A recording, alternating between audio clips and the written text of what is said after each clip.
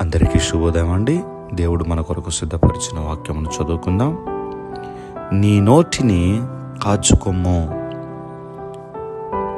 దేవుని వాక్యం మన నోటిని కాచుకోమని మాట్లాడుతుంది. ఎందుకు మన నోరును కాపాడుకోవాలి? మన నోటిని కాపాడుకోకపోతే వచ్చే సమస్య ఏమిటి? దేవుని వాక్యంలో ఒక మాట వ్రాయబడిందంటే అది చాలా విలువైనది కదండి. అవి ముత్యముల కంటే, వెండి బంగారముల కంటే కూడా విలువైనవి. అలాంటి మాటలు దేవుడు తన గ్రంథములో మన కొరకు రాయించారు. నోటిని ఎందుకు కాచుకోవాలి? మరొక చోట వ్రాయబడి వాక్యం ఏమిటి అంటే, నోటిని నాలుకను భద్రము చేసుకున్నవాడు శ్రమల నుండి తన ప్రాణమును కాపాడుకొనును. నోటిని నాలుకను భద్రం చేసుకున్నవాడు శ్రమల నుండి తన ప్రాణమును కాపాడుకుంటాడు.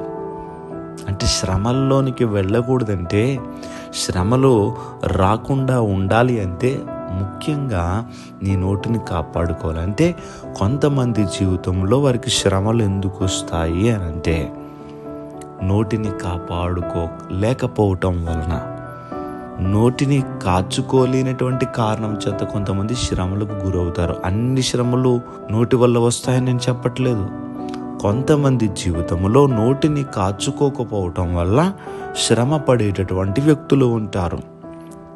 అందుకని మన యొక్క జీవితంలో నోటిని నాలుకను భద్రం చేసుకోవాలి. అలా చేసుకుంటే చూడండి, నీ ప్రాణము కాపాడబడాలి. శ్రమల నుండి అంటే నోటిని కాపాడుకోవాలి. శ్రమలో నువ్వు చిక్కుకోకూడదంటే నోటిని కాపాడుకోవాలి. దేవుని వాక్యం మనతో మాట్లాడుతుంది. మరి మన నోటిని కాపాడుకోగలుగుతున్నామా? మనకి ఇష్టం వచ్చినట్టుగా మాట్లాడతాం కదా. మనం జీవ మరణములు నాలుక వశము అని దేవుని వాక్యంలో చదువుతున్నాం. మనం అంటే జీవములోనికి వెళ్ళాలన్నా, మరణమునికి వెళ్ళాలన్నా అది నాలుక వశం ఉన్నదంట. దేవుని బిడ్డలారా, చూడండి నోటికి ఎంత శక్తి ఉన్నదో.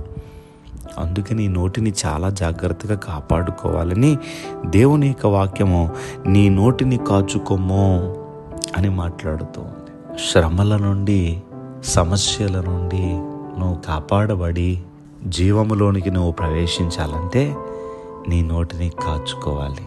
కనుక మన నోటిని మనకి నచ్చినట్టుగా ఉపయోగించొద్దు. తక్కువ మాట్లాడదాం.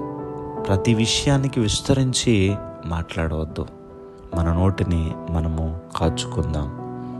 దేవుడి మాటలు దీవించునుగాక. దయచేసి ప్రార్థన చేసుకుందాం. సర్వాధికారి అయిన దేవా, మీకు వందనములు.